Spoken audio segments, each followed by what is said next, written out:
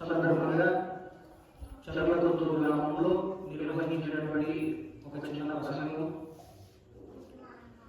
ముఖ్యంగా ఉగాది అనగానే మనకు గుర్తొచ్చినటువంటి రెండు విషయాలు.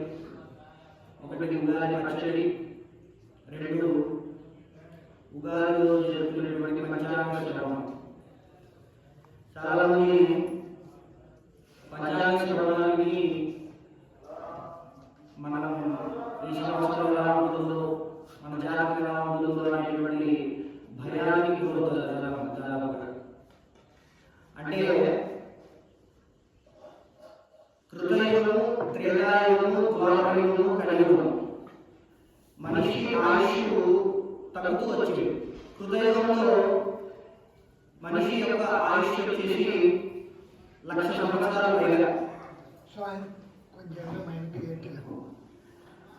ఒక మనిషి యొక్క ఆయుష్ 1,00,000 సంవత్సరాల పైగా ఉండేటువంటిది కృతయుగంలో. దాన్ని సత్యయుగం అని కూడా అంటారు.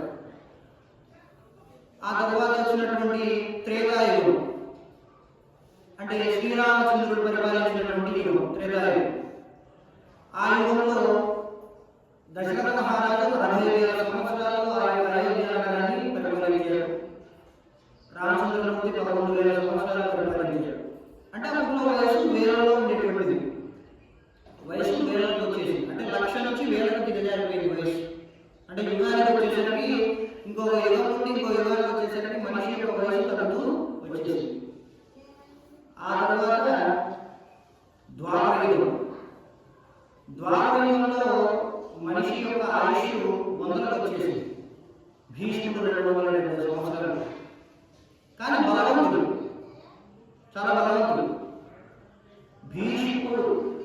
భీముడు అతనిపై వేసినటువంటి బాణాలు ఈ యొక్క వక్షస్థలం మీద పడితే కొండపైన చెట్లు ఎలాగైతే మనకు కనిపిస్తూ ఉంటాయో భీష్ముడు ఎలాగైన బాణాలు అలా కనిపిస్తుండేటువంటి.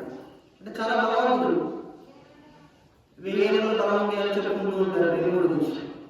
కాబట్టి భీముడిపై వేసినటువంటి బాణాలు ఈ యొక్క వక్షస్థలం మీద కూర్చొని ఉంటే అవి కొండపైన చెట్లు ఎలాగైతే మనకు అందంగా కనిపిస్తాయో భీముడి యొక్క వక్షస్థలం మీద బాణాలు అందంగా కనిపించాడు. అంత బలవంతుడు. వేరేలో బలం అంటే సామాన్యుడు. ఆ శక్తి అటువంటిది. ఆ తర్వాత ఇది కలియుగం. మనిషి ఆయుష్ 100 సంవత్సరాలు వచ్చింది. అది మనం తినే ఆహారం వల్ల దిగజారి పూర్తిగా 60 సంవత్సరాలు వచ్చేసి. అంటే మన ఆహారంలో పుష్టిగా లేదు. అందువల్ల మన ఆయుష్ తగ్గుతూ వచ్చేసి చివరిగా 60 సంవత్సరాలకి వచ్చేసి. జపాన్లో చిన్న చిన్న గ్రామాల్లో మనుషుల యొక్క ఆయుష్ 110 సంవత్సరాలు 120 సంవత్సరాలు బ్రతికిన వాళ్ళు ఉన్నారు ఇప్పటికి కూడా. అక్కడ మీరు ఎందుకు ఉన్నారంటే అన్ని సంవత్సరాలు ఎలా బ్రతుకుతున్నారో, మీరు ఏం తింటారో, ఎలా అందరూ మనుషులు సహజంగా తినేటువంటి వాళ్ళు ప్రత్యేకంగా తింటారంటే అదేం లేదు. మీరు ఎందుకు ఆయుష్తో ఉన్నారు అంటే అక్కడ వాళ్ళు చెప్పినటువంటి సమాధానం మేము బాగా నమిలి తింటామని చెప్పారు. బాగా నమిలి తింటారు అక్కడ. మన వాళ్ళు అలా ఉండదు. నోట్లో వేసేసుకున్నామా వెళ్ళిపోయింది కొందరికి. నమ్మడం చాలా కష్టం. భుక్త్వా శతపథం గచ్చే తాంబూలం తదనంతరం వామపార్శ్వే విజయం ఔషధైహికం ప్రయోజనం అని మంచి శ్లోకం ఉంది సంస్కృతంలో. భుక్త్వా శతపథం గచ్చే, తిన్న తర్వాత 100 అడుగులు వేయాలి మనిషి. 100 అడుగులు వేసుకుంటే జరుగుతుంది. దాని తర్వాత ఏం చేయాలంటే తాంబూలం తదనంతరం, ఖచ్చితంగా తాంబూలం తీసుకోవాలి. మన ధర్మసూత్రాలు ఎలా ఉంటాయంటే తాంబూలం తీసుకుంటే చదువురాదు, చదువుతూ చదువు, తాంబూలం తీసుకుంటే చదువుదానికి సంబంధం లేదు. భుక్త్వా శతపథం గచ్చే, శతపథం, పథం అంటే అడుగులు దారి. అలాగా తిన్న తర్వాత 100 అడుగులు వేసి తాంబూలం తీసుకోవాలి. చేసుకోవాలి. వామపార్శ్వేతు శయనం, ఎడమ వైపు తిరిగి పడుకోవాలి మనిషి అన్న తర్వాత. వామపార్శ్వేతు శయనం ఔషధైహికం ప్రయోజనం. రోజు ఇలా చేసామంటే మనకి ఏ మెడిసిన్తో కూడా అవసరం లేదు, ఏ మందుతో మనకు పని లేదు. రోజు తిన్న తర్వాత నడుము, ఆ తర్వాత తాంబూలం తీసుకోవాలి, ఆ తర్వాత ఎడమ వైపు తిరిగి పడుకోవాలి. ఇలా చేస్తే మనకు అవసరం ఉంటుంది. ఎన్ని చెప్పినా కూడా మనిషిలో అనేటువంటి వాడు తినేటువంటి ఆహారం మార్చుకోవడం కఠినమే. అందుకే మనిషి జీవనం 60 సంవత్సరాలకు వచ్చేసి, అలాగే 60 సంవత్సరాలు చూసుకుంటే ఇది విశ్వావసునామ సంవత్సరం ఈ రోజుతో మొదలైంది. విశ్వావసునామ సంవత్సరంలో పుట్టినటువంటి వాడు తిరిగి మరణించే లోపల మళ్ళీ ఇంకొకసారి విశ్వావసునామ సంవత్సరం ఖచ్చితంగా వస్తుంది. ఎందుకంటే 60 సంవత్సరాలు కదా మనిషి జీవనం, 60 సంవత్సరాలు ఉన్నాయి పేరు ప్రభవ విభవ ఇది అలా. కాబట్టి ఖచ్చితంగా మళ్ళీ విశ్వావసునామ సంవత్సరం వస్తుంది. కాకపోతే మనిషి పుట్టిన తర్వాత మనం ఏం చేయాలి? మొదటి సంవత్సరం ప్రభవ అంటారు. ప్రభవ అంటే పుట్టుట, ప్రభవ అంటే పుట్టుట. 1వ సంవత్సరం నుంచి 20వ సంవత్సరం, 21వ సంవత్సరం నుంచి 40వ సంవత్సరం, 41వ సంవత్సరం నుంచి 60వ సంవత్సరం. మనకు శాస్త్ర ప్రకారంగా చాలా మంచి పేర్లు కూడా పెట్టారు ముందు మహర్షులు ఆలోచించి తెలుగులో బాగా పెట్టారు. మనమేమో August, September, October, November, December అని ఇంగ్లీష్ వాళ్ళు పెట్టుకున్నటువంటి అమ్మాయిల పేర్లను మనం పలుకుతున్నాం. మన మాసాల పేర్లు చక్కగా ఉన్నాయి, మనం పలుకుంటే బాగుంటుంది అనేది నా ఉద్దేశం. అలాగే ప్రభవ పుట్టుట. ఆ తర్వాత 20వ సంవత్సరం వ్యయ, అంటే పుట్టిన తర్వాత 20 సంవత్సరాల తర్వాత వ్యయము అంటే ఖర్చు చేయడం అని కూడా వస్తుంది. మన పంచాంగంలో చూసినట్టయితే ఆదాయం వ్యయం ఇలా వస్తుంది. ఆదాయం 14 ఉంటే వ్యయం 2, లేదంటే వ్యయం 2 ఉంటే ఆదాయం 14 ఇలా వస్తుంది. అలాగా వ్యయ అంటే పుట్టిన తర్వాత బాగా చదివి ధర్మసూత్రాలు నేర్చుకొని తల్లిదండ్రుల మాట విని ఆ తర్వాత 20 సంవత్సరాల తర్వాత మనకు మంచి ఉద్యోగం వస్తుంది. ఆ తర్వాత 21వ సంవత్సరం, దాని పేరు సర్వజిత్. సర్వజిత్ అంటే అన్నింటినీ జయించినటువంటి వాడు అని అర్థం. అన్నింటినీ జయించేసినటువంటి వాడు. చదువు అయిపోయింది, ఉద్యోగం, డబ్బులు, సంపాదన, భార్య, పిల్లలు, ఇంకా వాడికి విజయమే సర్వజిత్. కాబట్టి వాడు మొత్తం సాధించాడు అని భ్రమలో ఉంటాడు. కానీ ఆ తర్వాత 40వ సంవత్సరం వస్తుంది, దాని పేరు పరాభవ. అంటే నువ్వు ఎన్ని సంపాదించినా చివరికి మిగిలిన మాత్రం పరాభవమే, వేరేది ఏమి మిగిలింది. మొత్తం పరాభవం మిగిలిపోతుంది. ఏమి ఉండదు, డబ్బు ఉండదు, ఆస్తులు ఉండదు, ఎవరో శాశ్వతం కాదు, ధర్మం మాత్రమే శాశ్వతం. చలాలక్ష్మీ చలా ప్రాణ చలం జీవిత యవ్వనం చలాచలే సంసారే ధర్మ ఏకో నిశ్చల. చలాలక్ష్మీ చలా ప్రాణ చలం జీవిత యవ్వనం చలాచలే సంసారే ధర్మ ఏకో నిశ్చల. ఈ యొక్క లక్ష్మి అంటే డబ్బు అని అర్థం. డబ్బు నిలబడేది కాదు, శాశ్వతం కాదు డబ్బు. చలం జీవిత యవ్వనం, యవ్వనం ఉందని గర్వపడకూడదు మనిషి దగ్గర. యవ్వనంలో ఉన్నా నేను చాలా బాగుంటాను, అందంగా ఉంటాను. యవ్వనం శాశ్వతం కాదు. ఒక వయసు వచ్చిన తర్వాత చర్మం ముదురులు వచ్చేసి మనం కూడా ఉండదు, కాలం ఉండదు, యవ్వనం ఉండదు. చలం జీవితం చలాచలేక సంసారం. మన ఉదయాన్నే లేచినప్పటి నుంచి రాత్రి పడుకునేంత వరకు మొత్తం చంచలమైనటువంటి సంసారమే. ఏది శాశ్వతం కాని దానికోసం మనం పోరాడుతూ ఉంటాం నిరంతరం. కానీ ఎప్పటికీ కూడా శాశ్వతమైనటువంటిది ఏంటంటే ధర్మం మాత్రమే. అందుకే లోపల ఉన్నటువంటి శ్రీరామచంద్రుడి గురించి ఇప్పటికీ మాట్లాడుతున్నాం, పక్కన ఉన్నటువంటి హనుమంతుల వారి గురించి మాట్లాడుతున్నాం, ఇక్కడ ఉన్నటువంటి పరమేశ్వరుడు గురించి కూడా మాట్లాడుతున్నాం ఇప్పుడు కూడా. అలాగే పంచపాండవుల గురించి కూడా మాట్లాడతాం. ఎందుకంటే ధర్మంలో నిలబడ్డారు కాబట్టి. ఎవరు కౌరవుల్ని ఇన్స్పిరేషన్గా తీసుకోరు, ఆదర్శంగా తీసుకోరు. కౌరవుల్ని పంచపాండవులుగా తీసుకుంటారు, రాముడే ఆదర్శంగా తీసుకుంటారు, కానీ రావణాసుని తీసుకోరు. కాబట్టి పరాభవం ఖచ్చితంగా మనిషి ఎన్ని సాధించినా చివరికి పరాభవం మిగులుతుంది. ఆ తర్వాత 41వ సంవత్సరం ప్లవంగం అంటారు దీన్ని. ప్లవంగ నామ సంవత్సరం. ప్లవంగం అంటే సంస్కృతంలో కోతి. లవంగం అంటే కోతి. ఇన్ని రోజులు వేసినటువంటి కోతి గంతులన్నీ మానేసేయి, దాని అర్థం. ఇంకా సంపాదించావు, గట్టిగా వచ్చేసేయు, ఇంకా నాకు అద్దు లేదనేటువంటి కోతి వేషాలన్నీ ఆపేసి లాస్ట్ 60వ సంవత్సరం అక్షమైనటువంటి భగవంతుడిని నామస్మరణ చేయరా అని మనకు తెలుగు నామ సంవత్సరాలు కూడా చెప్తున్నటువంటి చక్కటి ఒక సందేశం. అందుకనే ప్రథమో నార్జితే విద్య, ద్వితీయో నార్జితం ధనం, తృతీయే నార్జితం పుణ్యం, చతుర్థేయం కరిష్యతి.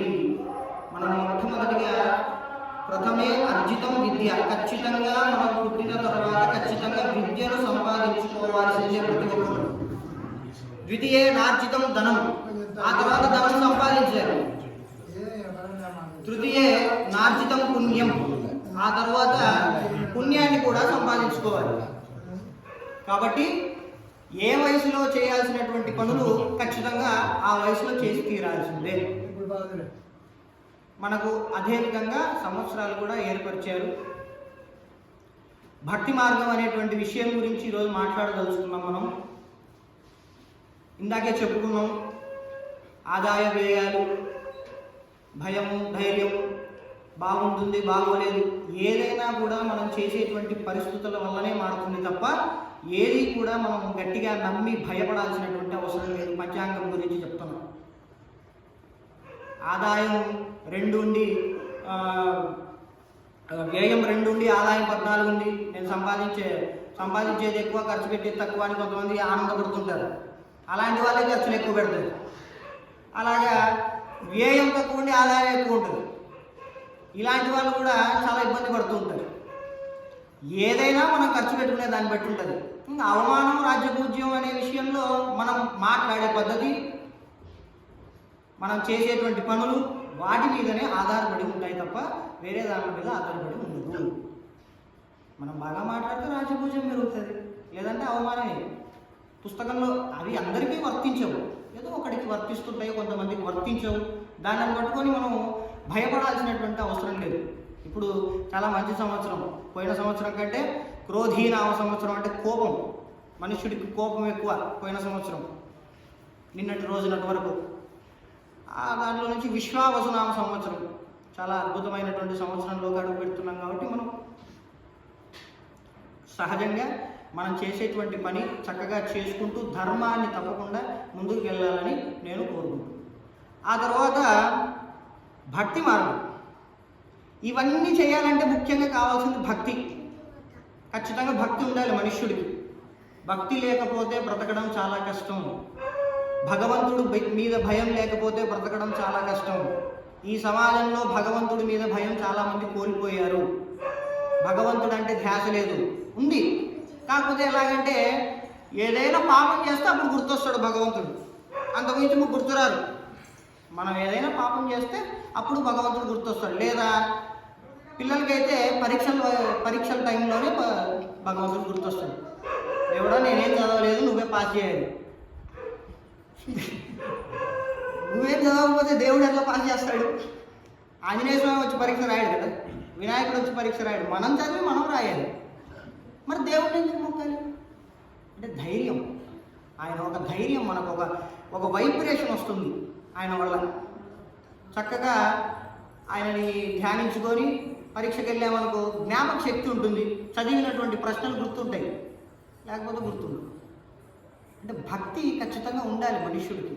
ఎలాగా భీష్ముడికి కృష్ణుడి పైన ఉన్నట్లు భక్తి, హనుమంతుడికి రాముడిపై భక్తి అంత గొప్పగా ఉండాలి. మనం ఉదాహరణ చెప్పుకున్నట్లయితే భగవంతుడు ఎప్పుడూ కూడా మనలో శక్తి ఉన్నంత వరకు మనకు కష్టం ఆయన. ఎందుకంటే మీకు ఒక చిన్న ఉదాహరణ చెప్తాను. ఒక పూజారి, గుళ్ళో పూజ చేసేటువంటి పూజారి చక్కగా రోజు పూజ చేస్తూ సాయంత్రానికి ఇంటికి వెళ్ళిపోయి రాత్రి భోజనం చేసి పడుకునేవారు. ఒకరోజు అదే గుళ్ళోనే దొంగలు పడ్డారు. గుళ్ళో ఉన్నటువంటి నగలు మొత్తం దోచుకొని వెళ్ళిపోయారు దొంగలు. మరుసటి రోజు గ్రామస్తులు మొత్తం చేసింది మొత్తం ఎవరి మీద ఉంటుంది ధ్యాస? మొత్తం పూజారి మీద ఉంటుంది. పూజారి చేసాడు దొంగతనం, పూజారి తరిమి కొట్టాడు. రాళ్ళు తీసుకొని తరిమి కొడుతున్నారు పూజారి. ఈయన వైకుంఠంలో లక్ష్మీదేవి శ్రీ మహావిష్ణువు కూర్చున్నారు. లక్ష్మీదేవి అంటున్నారు, ఏమయ్యా ఇన్ని రోజులు నీకు పూజ చేశాడు ఆయన పాపం తరిమి కొడుతున్నారు, వెళ్ళి కాపాడొచ్చు కదా అంటే, సర్లే అని ఈయన గరుత్మంతుని ఎక్కి చిన్నగా అట్లా బయటికి పోయి గేట్ వరకు పోయి మళ్ళీ తిరిగి వెనక్కి వస్తుంది. ఏమిటండి మళ్ళీ వచ్చారు తిరిగేసి? ఇంతసేపు వాడు రాళ్ళు వేస్తుంటే వాడు పరిగెత్తాడు, ఓపిక లేక చూడలేక వీడు కూడా రాయి తీసుకుని వాళ్ళ వెళ్ళి. ఇంకా నా పని ఏమవసరం? వాడిని కాపాడుకునే శక్తి వాడుకున్నప్పుడు నాతో అవసరం లేదు. అంటే మనిషి అని అన్న తర్వాత ఖచ్చితంగా మన పని మనం చేసుకోవాలి, మనల్ని మనమే కాపాడుకోవాలి. ఎప్పుడైతే మనం అసమర్థులం, మన చేత ఏది కాకపోతే అప్పుడు భగవంతుడు వస్తాడు. ద్రౌపది వస్త్రాభరణం దీనికి మంచి ఉదాహరణ. మహాభారతంలో ద్రౌపది వస్త్రాభరణం. ఎప్పుడైతే దుశ్శాసనుడు ద్రౌపదిని ఆ యొక్క చీరను లాగేసేసరికి చివరిగా ఒక కొంగుముడు మిగిలిపోయింది ఆవిడకు. దాదాపుగా మహాభారతం చదివినటువంటి వాళ్ళకు తెలిసే ఉంటుంది. ఆ రోజు ద్రౌపది అనుకోని స్థితిలో ఉంది. అంటే ప్రతి నెలగా ఆడవాళ్ళకు వచ్చేటువంటి మహిళ ఏదైతే ఉందో ద్రౌపది ఆ స్థితిలో ఉంది ఆ రోజు, వస్త్రాభరణం జరిగేటువంటి సమయంలో. అంత ఘోరమైనటువంటి పరిస్థితి ప్రపంచంలో ఏ స్త్రీకి కూడా రాకూడదని కోరుకోవాలి. ఈడ్చుకొచ్చి జుట్టు పట్టుకొని వచ్చి ఈడ్చుకొచ్చి నిండు సభలో ద్రౌపది వస్త్రాభరణాన్ని లాగుతుంటే చివరిగా ఒక్క ముడి ఆవిడ పట్టుకొని ఇట్లా దాన్ని పోకుండా పట్టుకొని ఉంది. పాండవులు రండి అంటారు, రారు. భీష్ముడు రారు, ద్రోణాచార్యుడు గురువు రారు, ఎవరు రారు. కృష్ణ రా అంటే రారు. ఆయన ఏమో గోపికలతో బిజీగా ఉన్నాడు అక్కడ ఫుల్గా. ఆయన పని ఆయనదే, ఫ్లూట్ వాయించుకుంటూ సరదాగా తిరుగుతూ. ఏమయ్యా రా అంటే ఆయన రాడు. ఎందుకు? ఈమెకు శక్తి ఉంది ఇంకా ఇక్కడ, ఇంకా వదలలేదు. చివరిగా ఒక మాట అనేసింది ద్రౌపది, కృష్ణ నేను వదిలేస్తున్నాను, ఆ తర్వాత నీదే భారం, నాకు సంబంధం లేదు. ఎప్పుడైతే ఆ యొక్క ద్రౌపది ఆ ముడిని కొంగుముడిని వదిలేసిందో అనుక్షణం అక్కడికి వచ్చేసాడు శ్రీకృష్ణుడు. వచ్చి ఆవిడకు మామూలుగా చలనచిత్రాల్లో చూపిస్తుంటారు చీరలు దానం చేశారని. చీరలు ఏం దానం చేయలేదు, ఒకటే చీరని ఎంత లాగినా అయిపోకుండా వస్తూ ఉంటుందన్నమాట. అలాగే మన సినిమాల ఆధారంగా చాలామంది చూపిస్తుంటారు, చీరలు ఇచ్చారు కృష్ణుడు వచ్చి చాలా చీరలు ఇచ్చారని. చీరలు ఏమి ఇవ్వలేదు ఆయన, ఒకటే చీరని ఎంత లాగుతున్నా కూడా అది పోలేదన్నమాట. అలాగే ఇది ఒక ఉదాహరణ. భక్తి మార్గం అంటే మనలో మొత్తం కోల్పోయిన తర్వాతనే మనకు అప్పుడు ఆ యొక్క భగవంతుడు ప్రాప్తి కలుగుతుంది. ఆ తర్వాత చిన్నగా పరీక్షిత్ మహారాజుకి మునులు చెప్తున్నటువంటి విషయం అంటే, ఏమయ్యా ఒక ఏనుగు నీళ్ళలో ముసలికి చిక్కింది, దాన్ని రక్షించడానికి శ్రీ మహావిష్ణువు వచ్చాడు, అయిపోయింది ఈ యొక్క చాప్టర్ అయిపోయింది, ఇంకా పక్కకి వెళ్ళిపోదాం అంటే అప్పుడు పరీక్షిత్ మహారాజు అడిగాడు, ఏనుగేంటి ముసలేంటి, దాన్ని రక్షించడానికి శ్రీ మహావిష్ణువు రావడం ఏంటి, నువ్వు అంత సులభంగా దాన్ని ఎందుకు అయిపోగొట్టేశావు, దాని గురించి నాకు చెప్పు. మీరాట వనాటములకు పోరాటం ఎట్ల కలిగే, పురుషోత్తము చే నారాటం ఎట్ల మారెను, ఘోరాటవిలోని భద్రకుంజనముగను. గజేంద్ర మోక్షంలో మొట్టమొదటి శ్లోకం పరీక్షిత్ మహారాజు అడిగినటువంటి శ్లోకం. నీరాట వనాటములకు పోరాటం ఎట్ల కలిగే. నీరాటం నీళ్ళలో ఆడుకునేటువంటిది మొసలి, వనాటం వనంలో తిరిగేటువంటిది ఏనుగు. పోరాటం ఎట్లా కలిగే, ఎక్కడో నీళ్లు ఎక్కడో ఏనుగు, ఎట్లా పోరాటం కష్టం. అలాంటి దానిలో ఎట్లా యుద్ధం జరిగింది ఇద్దరికి.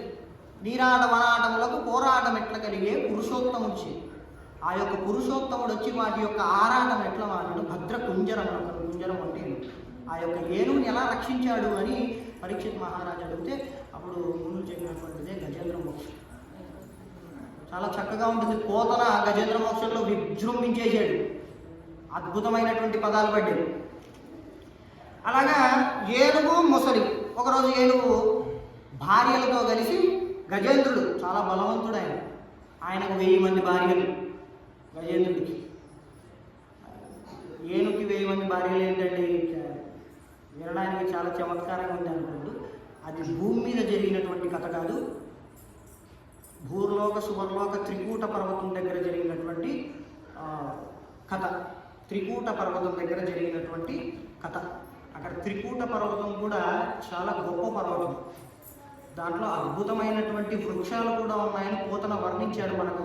అది మరియును మాతులుంగ లవంగలుంగ చూతకేతకి భల్లాక కామ్రాతక సరళ పనస బదరీ వకుల మంజూల వటకుటచ కురుంటక కోవిధార నారికేల సింధువార చందన పిచుమంద మందార జంబూ జంబీర మాధవి మాదుకా కాల తాకోల రసాల సాల హింతాల ప్రియాలు బిల్వమలక అని ఇలాగా చెట్ల యొక్క పేర్లే ఒక గద్యం రాశాడు ఆయన. అన్ని చెట్లు ఉన్నాయి ఆ యొక్క త్రికూట పర్వతం, చాలా గొప్ప పర్వతం. సరే, ఆ విషయాన్ని మనం పక్కన పెట్టేస్తే త్రికూట పర్వతం దగ్గర తలగవు కొండలకైనను మలగవు సింగంబులకైనను చాలా బలవంతమైనటువంటి ఏనుగులు, బలం కలిగినటువంటి ఏనుగులు 1000 మంది భార్యలతో కలిసి ఆ గజేంద్రుడు నడుచుకుంటూ వస్తే సింహాలు తల దాచుకుంటాయంట. వీళ్ళు పోయిన తర్వాత మనం బయటికి వెళ్దాం, అంత భయం పెట్టుకున్నాయి ఏనుగులు. మామూలుగా సహజంగా అడవేట రాజు మనకు తెలిసింది సింహం, కానీ అక్కడ ఏనుగు అంత బలం పెట్టుకుంది. పోయింది చిన్నగా దారి పోతూ పోతూ పోతూ ఒక సరస్సు కనపడింది, దాంట్లో నీళ్ళు తాగుదామని పోతే నీళ్ళు తాగుతుంది.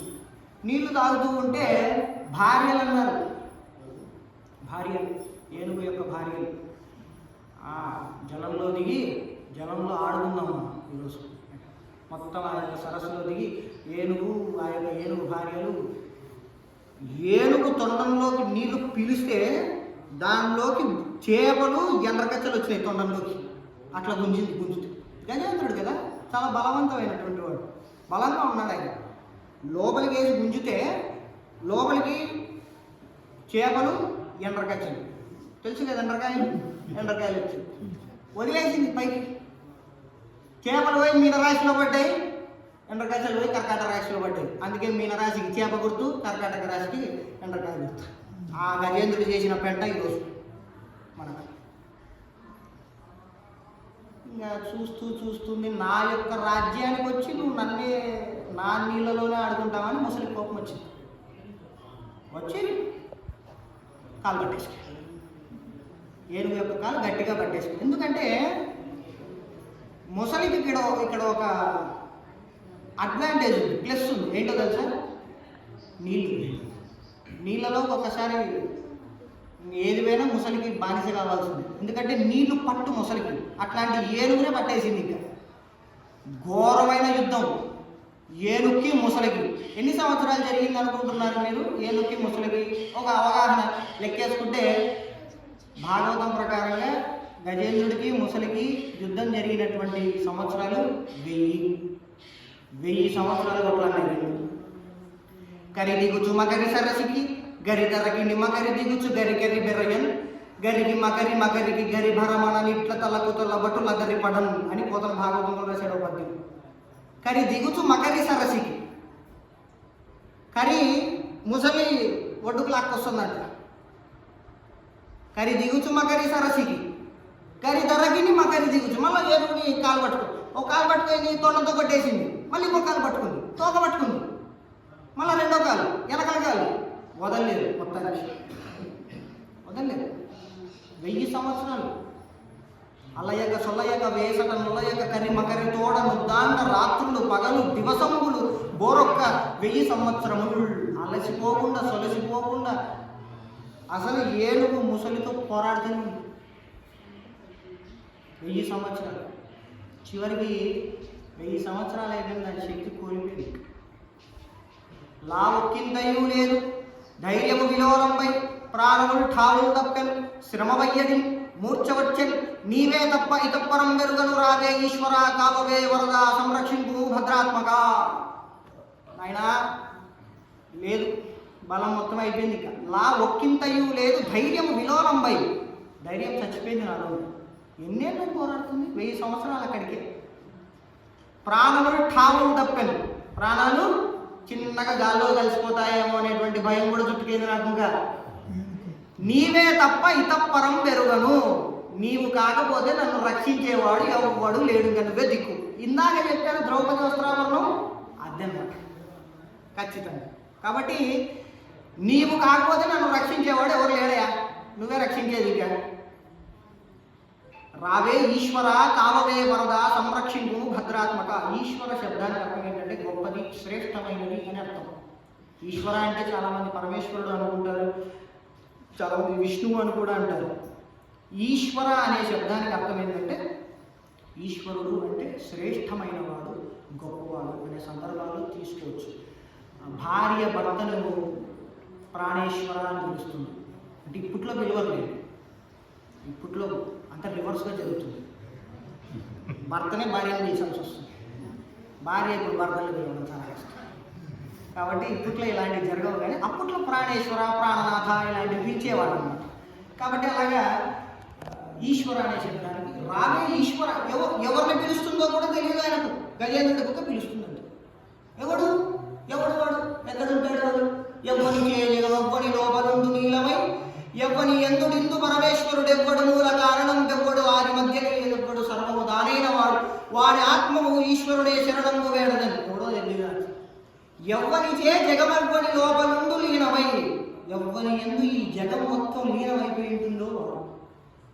ఎవ్వని ఎందు నిందు పరమేశ్వరుడు ఎవ్వడు, ఎవడైతే ఉన్నాడో పరమేశ్వరుడు వాడి ఆత్మ బహు ఈశ్వరుడే శరణంబు వేడదని ఖచ్చితంగా వాడిని వేడుకుంటాడు.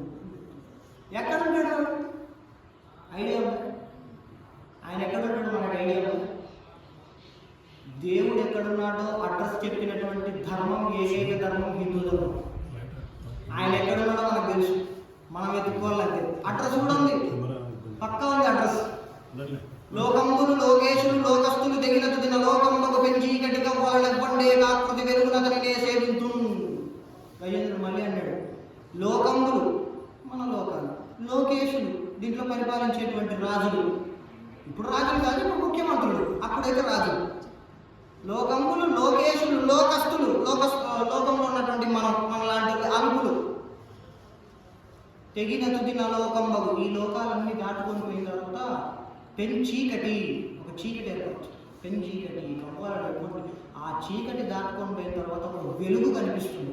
వెలుగును అతనినే సేవింతుంది, ఆ యొక్క వాడిని నేను సేవిస్తాను.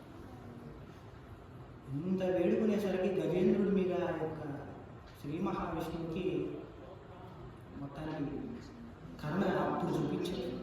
1000 సంవత్సరాలు మరి ఎందుకు చూపించా సార్ డౌట్ వస్తుంది. 1000 సంవత్సరాలు పోరాడినాడుగా, శక్తి ఆయన దగ్గర ఉన్నప్పుడు మనకి పోరాడి ఎన్ని రోజులు పోరాడతాడు? పోరాడాలంతే. ఎప్పుడు నేను దిక్కు అనుకున్నప్పుడు నేను వెళ్తా.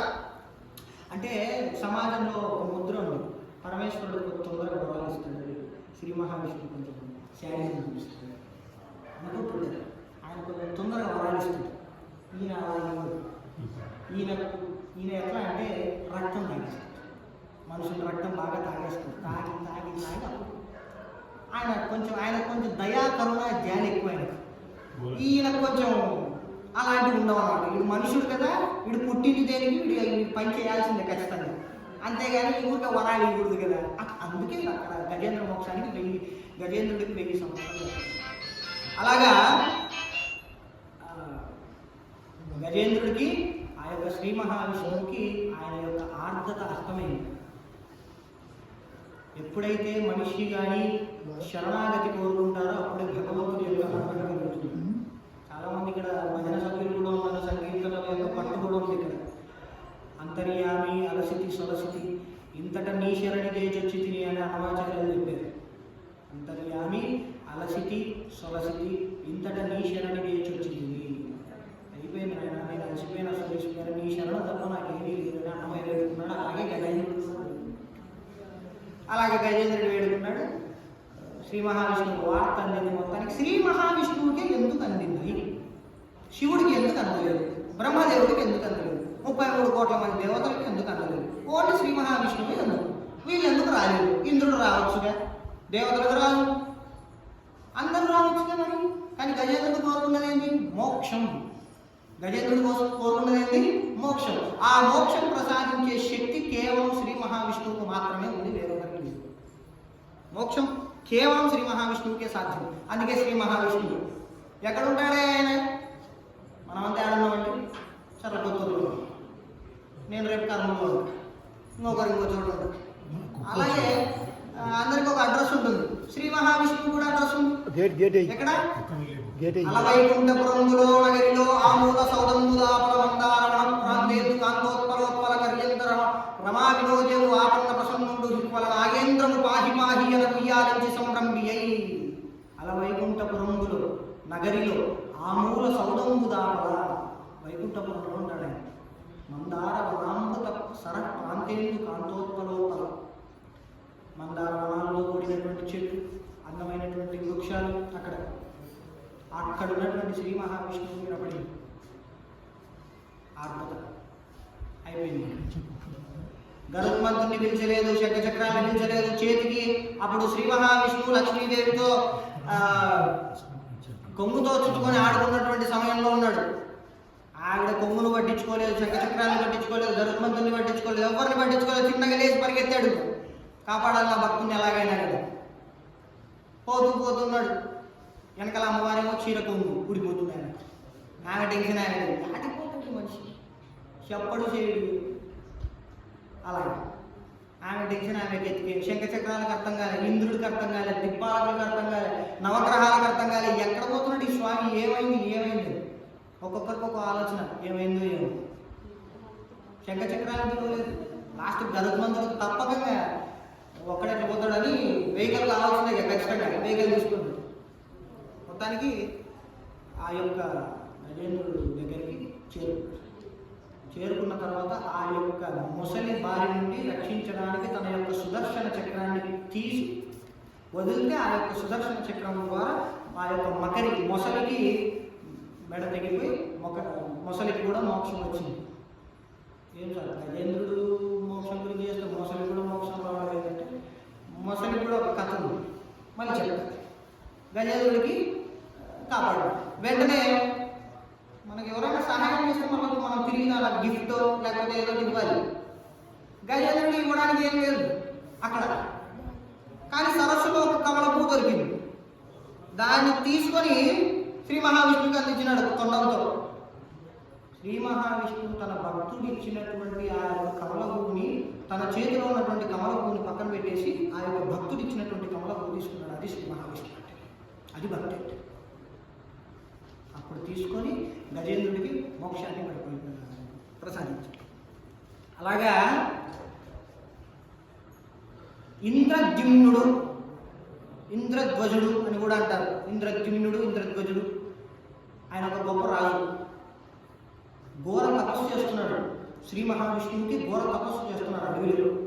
చేస్తుంటే ఆ యొక్క అడవికి ఒకరోజు అగస్త్య మహర్షి వచ్చాడు. అగస్త్యుడు పేరు వినే ఉంటారు మీరు చాలామందికి. అగస్త్యుడు అనేటువంటి వారికి ఒక చిన్న చమత్కారమైనటువంటి కథ కూడా ఉంది అగస్త్యుడికి.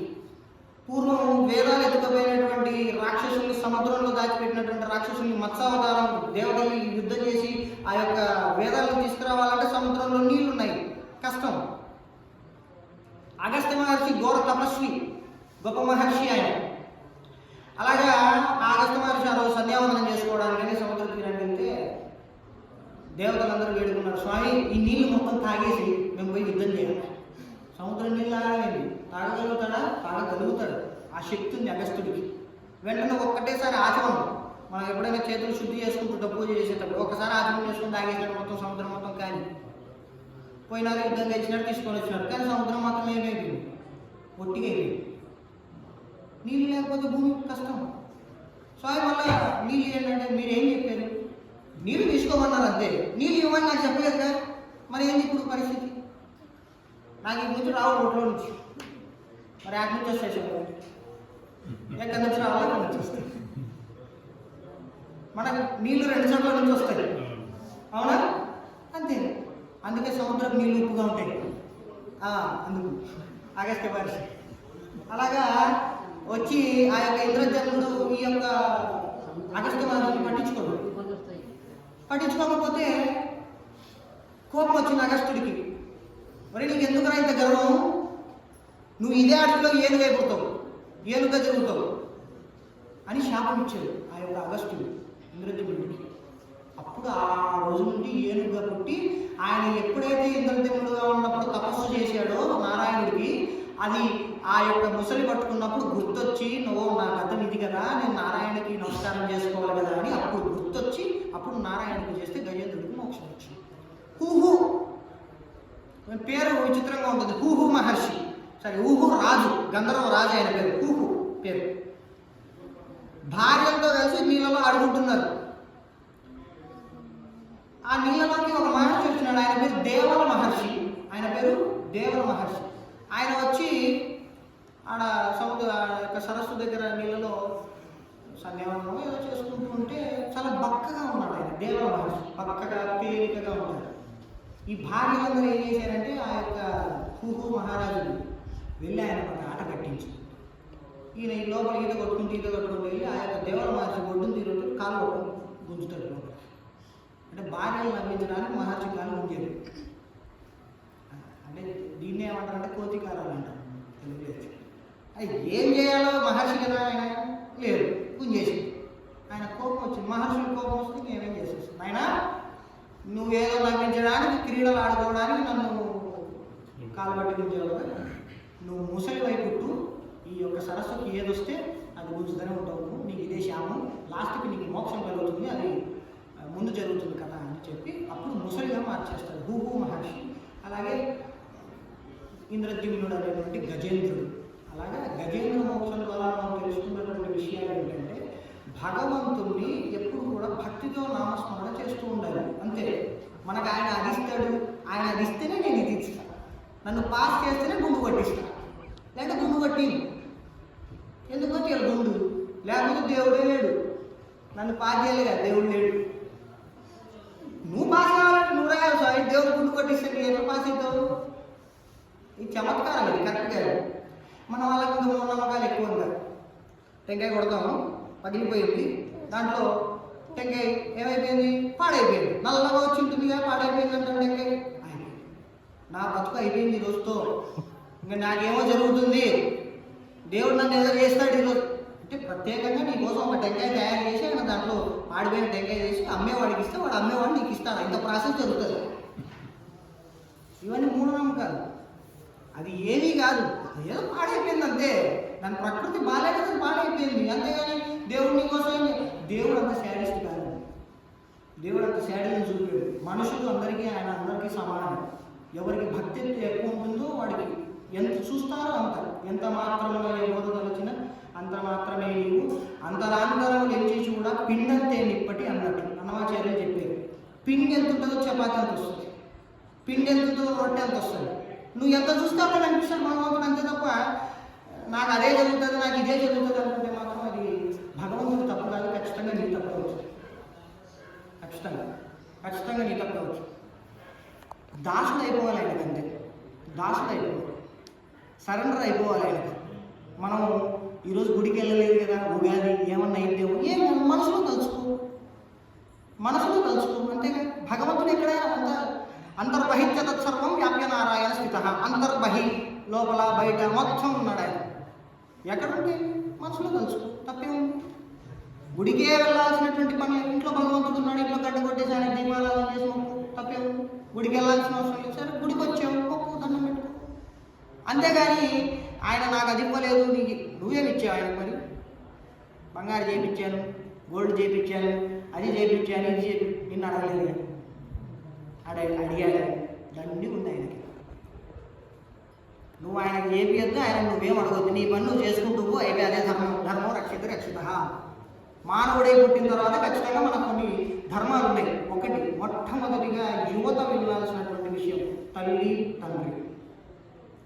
తల్లికి తండ్రికి విలువిస్తే చాలు, తల్లికి తండ్రికి విలువిస్తే చాలు, వాళ్ళు చెప్పింది పాటిస్తే చాలు. దాని గురించి వెళ్ళినట్టయితే రామాయణంలోకి వెళ్ళిపోవచ్చు. రాముడు, శ్రీరామచంద్రమూర్తి, దశరథుడు ఆయన కొడుకేగా, దశరథుడు కొడుకేగా రామచంద్రమూర్తి. అలాగే అడవికి పోరా నాయన అంటే పోతానన్నా, నీకు పట్టాభిషేకం నాయన అంటే సరేనా. ఆయన దేనికి ఆనందపడ్డు, దేనికి దుఃఖపడ్డు, దేనికి బాధపడ్డు, మనలాగా మనకు ఆస్తులు వచ్చాయంటే ఇంకా మన అంత ఆనందపరుడు ఎవరు లేరు. ఉన్న ఆస్తులు పోయినాయంటే ఇంక అయిపోయాక మనకి ఏమి గుర్తురావు. ఇంకా మనుష్యుడు శాశ్వతం, ధర్మం శాశ్వతం, అంతే. ఇక్కడ మధ్యలో వచ్చేటివన్నీ చంచలమైనటువంటివే, ఏవి నిశ్చలం కాదు, ఏవి శాశ్వతం కాదు, ఓన్లీ ధర్మం మాత్రమే శాశ్వతం ఉంది. కాబట్టి వెళ్ళిపోయాడు ఆయన పాటికి, ఏదో అడవులకి వెళ్ళిపోయాడు. సీతమ్మను అపహరించాడు రావణాసురుడు. ఆ తర్వాత మార్చినటువంటి రామాయణ కథనే మార్చినటువంటి వ్యక్తి హనుమంతుడు. రామాయణం బాలకాండ, అయోధ్యకాండ, అరణ్యకాండ, కిష్కింధకాండ, సుందరకాండ, యుద్ధకాండ, ఉత్తరకాండ, మొత్తం 7 కాండాలు ఉన్నటువంటి రామాయణంలో బాలకాండలో రాముడి యొక్క జననం, ఆయన యొక్క విద్యలు, విశ్వామిత్రుడి యొక్క పరిచయం, ఇలాంటివన్నీ మనం చాలా చూస్తాం. దాని తర్వాత మొత్తం దుఃఖమే, ఇంకా కరుణరసం. రామాయణమే కరుణరసం, దుఃఖం. అయోధ్యకాండ నుంచి మొదలవుతుంది దుఃఖం. రాముడు అడవికి వెళ్ళిపోతాడు, రాజ్యం నాశనం, దశరథ మహారాజు చనిపోయాడు, గోల అయిపోయింది. ఆ తర్వాత ఇక్కడికి వచ్చాడు అరణ్యం. ఆయనకు అరణ్యంలో ఎన్ని బాధలండి, 1 కాదు 2 కాదు. కాళ్ళకి రోజు ముళ్ళు గుచ్చుకుంటుంటాయి, నడుస్తుంటారుగా. మనం అంటే చెప్పులు వేసుకుంటాం, ఆయనకి అలాంటి రూల్స్ ఏం లేవు. ఎప్పుడైతే అరణ్యవాసం చేశాడో బ్రహ్మచారి తత్వం కూడా తీసుకున్నాడు రాముడు. బ్రహ్మచారి, వివాహమైనా కూడా బ్రహ్మచారి. రోజు నిత్య అగ్నిహోత్రుడు, సంధ్యావందనం చేస్తాడు. ఎంత చలున్నా కానీ పొద్దున్న 4 గంటలకు లేచి స్నానం చేయాల్సిందే, సంధ్యావందనం చేసుకోవాల్సిందే. ఆయన ఎన్ని కష్టాలు, సీతమ్మమైనా కూడా చేశాడు. కష్టాలు సహజం మనిషి, కానీ చేయాల్సిన పని మాత్రం ఆపకూడదు, చెయ్యాలి. కాళ్ళకు ముళ్ళు కూర్చుకుంటే లక్ష్మణుడు అన్న తీస్తాను, ముళ్ళు తీస్తాను, నువ్వు బాగా చూడలేకపోతుంది, వద్దు నాయన తీయొద్దు. రోజు ముళ్ళు కూర్చుకుంటాయి కాళ్ళకి, తీయొద్దు నాయన తీయొద్దు. ఎందుకన్నా తీయకూడదు అంటున్నావు నువ్వు అంటే, ఒక్కసారి నా చరణాలను వేడుకున్న తర్వాత నా భక్తుడిని కాదు, నా ముళ్ళుని కూడా నేను వదులుకోలేదు. ఒక్కసారి స్వామి చరణాలని మనం కోరుకున్నామంటే ముళ్ళైనా భక్తుడైనా ఆయన చరణానికి అంకితం అవుతాయి. అది రాముడంటే. ఆ తర్వాత సీతాపహరణం జరిగిన తర్వాత సుగ్రీవుడిని కలవడం, సుగ్రీవుడి తర్వాత ఆయనని కలవడం హనుమంతుడు. ఆయన గురించి చెప్తే ఎప్పుడు మనం సంతోషంగా చెప్పుకుంటాం, ధైర్యంగా చెప్పుకుంటాం, ఆనందంగా చెప్పుకుంటాం, శక్తివంతంగా చెప్పుకుంటాం. ఎందుకంటే శక్తి ఆయన, అంతేనా కదా. హనుమంతుడే శక్తి. మనకు సంతోషంగా ఉంటుంది హనుమంతుడి గురించి చెప్తే. కామెడీ కూడా ఉంటాయి కొన్ని సీన్స్ హనుమంతుడు, పిల్లలకు బాగుంటాయి చక్కగా వినడానికి. హనుమంతుడి శక్తి వర్ణనాతీతం, ధర్మం వర్ణనాతీతం, ఆయన యొక్క యుద్ధం వర్ణనాతీతం. లంకా నగరంలోకి ఎప్పుడైతే హనుమంతుడు వారు ప్రవేశించారో, అశోకవనంలో శంశుపా వృక్షం కింద కూర్చున్నటువంటి సీతమ్మను చూశారో, చెట్టు పైన ఉన్నటువంటి హనుమంతుడు అనుకుంటూ ఉన్నాడు, సీతమ్మ సీతని రుంగకుండా రఘుశేఖరుడు అర్థం కావడం పూర్తిగా. మనకు రాముడు అర్థం కావాలంటే ఫస్ట్ సీతను అర్థం చేసుకోవాలి. రాముడు ఒక్కడు అర్థం కాదు, ఎందుకంటే వాళ్ళ దాంపత్యం అటువంటిది. అందుకనే ఎవరైనా దీవించేటప్పుడు ఏమంటారంటే, కొత్తగా పెళ్ళైన వాళ్ళు సీతారాములాగా చల్లగా ఉంటాం ఆయన అంటారు. ఈ మధ్య ఒక ఫ్యాషన్ అయిపోయింది, ఏమంటే పెళ్లి కూతురికి సీత అని పేరుందంటే అయిపోయింది, అబ్బాయి అయిపోతాడు, అబ్బాయి వనవాసమే. ఇది ఎందుకో నాకైతే తెలియదు. అమ్మాయి పేరు సీత, అబ్బాయి పేరే నేను ఉన్నది. అరే సీత అంటారా, ఇంకా నువ్వు అరణ్యవాసం. వాడెందుకు అరణ్యవాసం చేస్తాడు, వాళ్ళ అమ్మ నాయనని పంపిస్తాడు అరణ్యవాసం. వాడు అట్లుంది కలిగం, వాడు పంపిస్తాడు. అయినా నువ్వు పోనైనా నాకు నా భార్యనే ముఖ్యం, మీరు ముఖ్యంగా వెళ్ళిపోండి. ఇప్పట్లో రామచంద్రమూర్తులు లాంటి ధర్మపరాయలు లేరు. సీత అంటే అయిపోయాడు. ఏమంతా అద్భుతమైనటువంటి పేరు అది. జానకి అన్న, సీత అన్న, వైదేహి అన్న చాలా భయపడిపోతారు, ఎందుకు నాకు అర్థం కాదు. అలాంటివి ఏం లేవండి. ఇవన్నీ అదే చెప్పాను కాదు, మనకి మూఢనమ్మకాలు ఎక్కువ, నమ్మడం కంటే మూఢం ఎక్కువ అట్లా అన్నమాట. అలాగే హనుమంతుడు చూస్తూ ఉంటే రావణాసురుడు వచ్చేది సీతమ్మ దగ్గరికి. రాముడు రాడు, నా యొక్క సముద్రాన్ని, నా యొక్క దూరాన్ని దాటి రాముడే కాదు కదా, ఇక్కడ ఎవరికి రాలేరు. ఇక్కడికి కష్టం, అసంభవం, ఎవ్వరు రాలేరు. నా మాట విని ఆ దొరగాని రాముని మర్చిపో. ఎంత నిర్మోహమాటంగా మాట్లాడుతున్నాడు. వెంటనే కౌంటర్ ఇవ్వాలి సీతమ్మ. ఒక గడ్డి పొరక ఉంది పక్కన, గడ్డి పొరక తుంచి ముందర పెట్టి మాట్లాడుతుంది. గడ్డి పొరకతో మాట్లాడుతుంది, రావణాసుడితో మాట్లాడలేదు. ఎందుకు మాట్లాడలేదు? రావణాసుడితో ఎందుకు మాట్లాడలేదు? డైరెక్ట్గా చూసి గడ్డి పొరకతో ఎందుకు మాట్లాడుతుంది? పరాయి మగవాడి కళ్ళలో సీతమ్మ కళ్ళు పెట్టి చూడదు. 25 చాలా గొప్ప పాతివ్రత ఆయన. మరి గడ్డి పొరక ఎందుకు పెట్టింది? ఏదో ఆకు పువ్వు ఏదో పెట్టింది. వాడి గడ్డి పొరకతో సమానం, అందుకే గడ్డి పొరక పెట్టింది. వాడికి గడ్డి పొరకతో సమానం. సరే ఇంకోటి చెప్పు, గడ్డి పొరకనే ఎందుకు పెట్టింది? మన గ్రహణాలు పడుతుంటాయి, ఇంట్లో దర్భం తుంచేసుకుంటుంది, బిందెల్లో వస్తువుల మీద వేస్తుంటాం కదా, దర్భలు వేస్తుంటాం. ఎందుకు వేస్తామంటే అక్కడితో దోషం పోతుంది. వాడికి ఆమెకు ఆవిడ గ్రహణం అంటాడు, ఆ దర్భం వాడి గ్రహణం పోగొడుతుందని సీతమ్మ ఆట పెట్టేసి. చాలా తెలివైన సీతమ్మ. అప్పుడు మాట్లాడుతుంది, ఏమయ్యా రాముడు లక్ష్మణుడు లేని సమయంలో నన్ను తీసుకొని వచ్చావు, నువ్వు ఎలాగా మగవాడిని అనుకుంటున్నావు? నాకు అర్థం కాదు. ఎవరు లేరు ఇంట్లో, రాముడు లేడు, లక్ష్మణుడు లేడు, అలాంటి సమయంలో తీసుకొచ్చి నువ్వు ఇక్కడ వచ్చి మాట్లాడితే. వాడి దరిద్రం ఏంటంటే రావణాసురుడిది, సీతమ్మను ఎత్తుకొచ్చినటువంటి 8 నెలలు ఎప్పుడు కూడా అశోకవనానికి రాలేదు. ఆ రోజు వచ్చాడు, ఆ చెట్టు పైన అనుమతుకున్నాడు, ఆ రోజు వచ్చాడు. ఇంతవరకు ఎప్పుడు రాలేదు. 8 నెలలు ఓకే వాడు శాసిస్తున్నాడు, అంతే ఆమెను భయపెట్టండి, ఆమెను ఒప్పించండి, ఏదో ఒకటి చేయండి, అదే చేయండి, ఇది చేయండి. కానీ వాడు రాలేదు, ఆ రోజు వచ్చాడు రావణుడు. అలాగా రాముడు రాలేడు, రాముడికి కదా ఎవరు రాలేదు. వచ్చాడు, ఆల్రెడీ పైన ఉన్నాడయ్యా, నీకు సినిమా చూపిస్తాడు కాసేపు ఉంటుంది, మామూలుగా ఉండదు అని మాట్లాడుతుంటే సీతమ్మ మాట్లాడే తీరు, ధైర్యం మన యొక్క భారతదేశానికి ఒక మంచి సందేశం. ఒక స్త్రీ బాధల్లో ఉందంటే ఇంక బాధపడాల్సిన అవసరం లేదు, ధైర్యంగా ఎదుర్కోవాలి దాన్ని. అక్కడ సీతమ్మ అదే చేస్తుంది. నాకు బాధలు వచ్చినాయి, రావణాసురుడు ఎత్తుకొచ్చాడు, రాముడు లేడు, లక్ష్మణుడు లేడు, నేను ఎలాగ అనుకోలేదు, ధైర్యంగా తిరిగి జవాబిస్తుంది. నువ్వు ఏ విధంగా నువ్వు ఎలా ఒప్పుకుంటున్నావు? రాముడు లక్ష్మణుడు లేని నువ్వు నన్ను తీసుకొచ్చి, నాకు అర్థం కాలేదు ధైర్యంగా. దానికి రావణుడు 2 అడుగులు వెనకేసాడు, భయపడిపోయాడు. నేను గొప్ప పాతివ్రతని, నేను అనుకుంటే ఇప్పుడు నిన్ను దహించి వేస్తాను, నిన్ను కాల్చేస్తాను ఇప్పుడు, కానీ నేను కాల్చకూడదు నిన్ను. ఎందుకు? సినిమాలు చూస్తుంటాం మనం, విలన్ ఎవరు చంపుతారు? హీరోని చంపుతారు. కాబట్టి ఇక్కడ కూడా హీరోనే చంపాలి, అందుకే ఆయన ఆగిపోయింది. నా రాముడు నీకు శిక్ష వేస్తాడు, అంతవరకు చేయకూడదు అంటే నేను దహించి వేసేదాన్ని.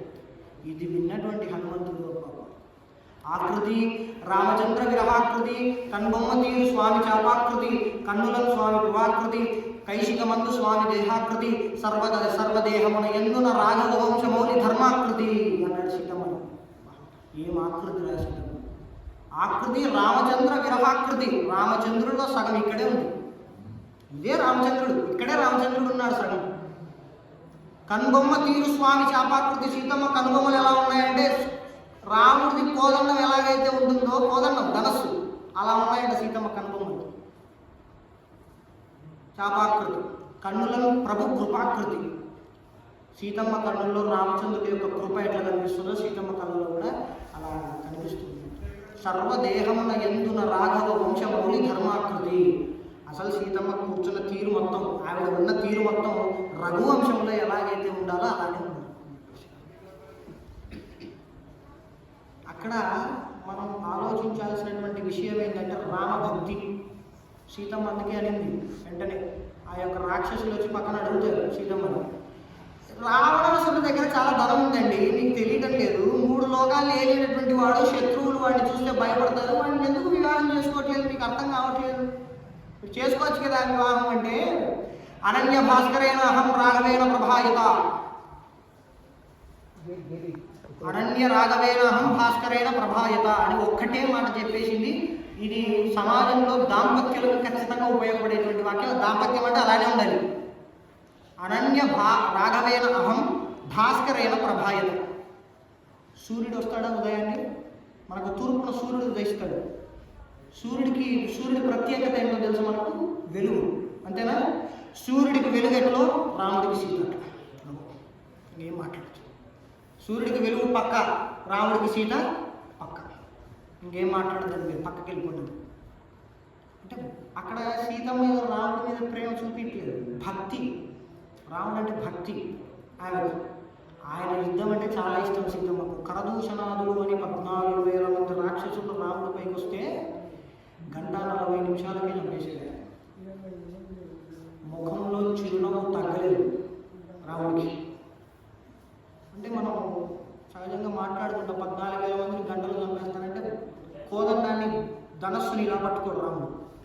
చంద్రాకారం ఉంటుంది కదా, అర్ధచంద్రాకారం ఇలా తిప్పి పట్టుకుంటాడు. కాబట్టి ఆయన యొక్క బాణ పరంపరకి తట్టుకోలేరు, చాలా కష్టం, చాలా భయంకరమైన యుద్ధం చేస్తాడు రాముడు. ఆయనకు కోపం వస్తే తట్టుకోవడం చాలా కష్టం అవతల ఉన్నటువంటి వ్యక్తి. అందుకే ఆయన అంటాడు విభీషణుడు, మండిత విష్ణులింగ విషమద్విలిదానల కీలలు అబ్జగర్భాండము నిండ రామ వసుధాలిపుడేశుడు వజ్ర సాధనామ ఖండిత పంతి కంట కనకంత పురాంతక శైలజాలలో దండ బల ప్రచండ పురదండ విఖండన చండకాండముడు. రాముని తట్టుకోవడం చాలా కష్టం. ఒక్కసారి రాముడు ధనస్సు తీసి బాణం వేయడం మొదలుపెట్టాడంటే నీ రాజ్యంలో మిగిలేటువంటి వాడు ఎవడు ఉండడు, అంతే. అది రామ పరాక్రమం. అందుకనే జటాయువు చనిపోయిన తర్వాత రాబందులందరూ యుద్ధంలో ఉన్నప్పుడు మాట్లాడుకున్నారనమాట కొందరు. ఏంటంటే, అరే మనం అందరం ఒక విషయానికి వద్దాం, యుద్ధం జరుగుతుంది కదా, విభీషణుడు సుగ్రీవుడు వీళ్ళు కొట్టేసినటువంటి వాళ్ళను బాగా పండ్లు ఉన్న వాళ్ళు తెచ్చుకొని తినేసేయండి, బాగా పండ్లు ఉన్న వాళ్ళు తినేసేయండి. తర్వాత లక్ష్మణుడు అంగదుడు వీళ్ళు కొట్టిన వాళ్ళు కొంచెం మధ్య వయసు వాళ్ళు తినేసేయండి, నో ప్రాబ్లం, పండ్లు లేకపోయినా. ఆ తర్వాత హనుమంతుడు, ఈయన కొట్టిన వాళ్ళు పనులు లేని వాళ్ళు కూడా తినేయచ్చు, ఎందుకంటే బాగా మెత్తగా కొట్టేసి నుజ్జు కొట్టేస్తాడు.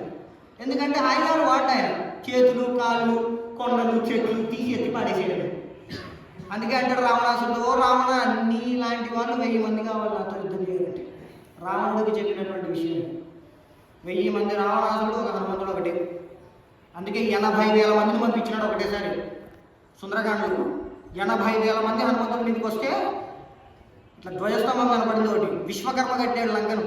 అట్లా ధ్వజస్తంభం కడితే పెరిగితే పునాదుల్లో నుంచి లేచి వచ్చింది అది ధ్వజస్తంభం. కొట్టేసాడు, కన్ను రెప్ప కొట్టి తీసే లోపల మొత్తం మాంసపు ముద్దలు రక్తం ఏర్లై పడింది లంక మొత్తం. కొంతమందిని మాత్రం మిగిలించినాడు, అందరినీ కొట్టలేదు, కొంతమందిని మిగిలించినాడు. ఎందుకంటే ఇన్ఫర్మేషన్ ఇవ్వలేదు పోయి, వాడు సామాన్యుడు కదా వచ్చినప్పుడు. అంటే కేవలం ఇక్కడ ఏం జరుగుతున్నా కూడా భక్తితోనే జరుగుతుంది. హనుమంతుడు తోక అంటించిన తర్వాత కూడా అన్నాడు ఆయన, ఈ తోక నాకు అంటుకున్నా కూడా నాకు మండటం లేదు, కాలటం లేదు. ఎందుకు? బహుశా సీతమ్మ ప్రభావం ఏంటి? ఆమె గొప్ప పాతివ్రత కదా, అగ్నితో సమానం కదా. ఆ అగ్ని ఇంకో అగ్ని నాకు అంటుకేది కాబట్టి తెలిసింది కాబట్టి ఆమె అగ్నిదేవుడికి నమస్కారం చేసినప్పుడు నాకేం కాలేదు. సరే, ఇంకో ఆలోచన వచ్చింది ఆయన, వాయుదేవుడు అగ్నిదేవుడు ఇద్దరు మంచి స్నేహితులు. మా నాయన వాయుదేవుడు, అగ్నిదేవుడు స్నేహితుడుగా, స్నేహితుడు కొడుకుని ఏం చేయాలి అని అట్లా అనుకున్నాడు. ఏమి కాదు కానీ రాముడు ఉన్నందుకు ఏం కాలేదు, ఫస్ట్ రాముడు ఉన్నంత వరకు ఏం కాదండి అని అనుకున్నాడు తప్ప నాకు శక్తి ఇంతుంది, నా తోకకి ఏం కాలే, నేను ఏం చేసినా చెల్లుతుంది, నేను ఎంతమంది రాక్షసులు. అందుకే సీతమ్మతో ఒకటే మాట, అమ్మ వానర సైన్యంలో నాకంటే శక్తివంతులు ఉన్నారు, నాతో సమానం ఉన్నారు, కానీ నాకంటే తక్కువ ఎవరు లేరమ్మా అన్నాడు సీతమ్మతో. నాకంటే శక్తివంతులు ఉన్నారు, నాతో సమానులు ఉన్నారు, కానీ నాకంటే తక్కువ ఎవరు లేరు అసలు. హనుమంతుడు ఒక్కడే ఉన్నాడు వానర సైన్యంలో అంత శక్తివంతుడు. కానీ ఏం చెప్పాడు అక్కడ? నాకంటే బలవంతులే, నాతో సమానులే, కానీ నాకంటే తక్కువ వాళ్ళు ఎవరు లేరు. దాన్ని ధైర్యం చెప్పడం అంటారు బాధల్లో ఉన్నప్పుడు. మనలో అట్లా లేదు, ఇంకేమన్నా అయిందంటే అయిపోయింది లేదు, వద్దురా ఈ జీవితం వద్దు, చచ్చిపో. ఇట్లా అంటే నిస్సహాయం చేసేస్తారు మనుషుల్ని, ధైర్యం చెప్పేటువంటిది ఉండదు అనమాట మన వాళ్ళకి సమాజంలో. వాస్తవం ఇది. అంతే, బతికేవాడిని కూడా చంపేయడమే. వాడు ఏ సూసైడ్ చేసుకోవాల్సిన అవసరం లేదు, వీడి మాటలకే అవుతాడు. అంత దారుణంగా అయిపోయింది సమాజంలో. అంటే ధైర్యం ఇవ్వాలి, ధైర్యం చెప్తేనే కదా మనిషే తోడు. మనిషికి ఎవరు తోడు రాడు, ఇంకో వాడే తోడు. నీకు ఏదైనా బాగా చెప్పుకోవాడు, తీరుస్తాడు. వాడు బాగా చెప్పుకో, పరోపకారార్థమిదం శరీరం. అసలు ఈ శరీరం పుట్టింది ఇతరులకు ఉపయోగపడడానికే, మనకు కాదు. పరోపకారార్థమిదం శరీరం, పరులకు ఉపయోగపడడానికి శరీరం ఇచ్చింది భగవంతుడు. నీకు చెట్టుకి ఏం సంబంధం ఉందా? నీకు చెట్టు ఎందుకు గాలి అది? నీకు సూర్యుడికి నీకేం సంబంధం ఉంది? పొద్దున్న ఆరోగ్య సూచనలు ఇస్తాడు మనకు, సూర్య నమస్కారాలు చేస్తాం, డి విటమిన్ సి విటమిన్ వస్తుంది అంటారు సూర్యుడి నుంచి. ఆయనకి ఏం అవసరం మనకి ఇవ్వడానికి? నేను రాను పొద్దున్న, మీరు ఇక్కడికే చావండి అంటే అయిపోయా, ఏం చేసుకుంటాం అంతే. మరి ఒక పక్షి, ఒక చెట్టు, ఒక పుట్ట, ఒక మట్టి, ప్రతీది కూడా మనకు సహాయపడేదే. ఒక రైతుకు మట్టి విలువ తెలుసు, ఎందుకంటే అది సహాయపడుతుంది కాబట్టి. అది నువ్వు ఎవరికి సహాయపడుతున్నావు, నువ్వు ఏం చేస్తున్నావు, నీ ధర్మాలు ఆచరిస్తున్నావా లేదా అనేదే ముఖ్యం. పరోపకారార్థమిదం శరీరం, ఇతరులకు ఉపయోగపడడానికి ఈ శరీరం ఇచ్చింది భగవంతుడు మనకి. నీ స్వార్థం, నీది, నీ భార్య, నీ పిల్లలు, నీ ఆస్తి, నేను కోట్ల సంపాదనలో కార్లు తెచ్చుకోవాలా, ఎంజాయ్ చేయాలి దర్జాగా.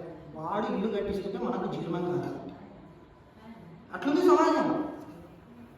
అంటే ఇంకా ఆడవాళ్ళు మరీ ఘోరంగా తయారయ్యే మధ్య. పక్కింటి ఆవిడ ఫ్రిడ్జ్ తెచ్చిపోయిందంటే మీకు ఖచ్చితంగా తేవాలి. ఈమె ఫ్రిడ్జ్ తేవాలంటే ఈమె చల్లబడదు, ఇంకా వేడిగానే ఉంటుంది. ఫ్రిడ్జ్ తెచ్చేంత కూడా చల్లబడుతుంది. పక్కింటి ఆవిడ వడ్డానాలు ఇవి తెచ్చుకున్నాడంటే వీడికి ఇంకా అయిపోయింది ఈరోజు భర్తకి ఇంకా అవుట్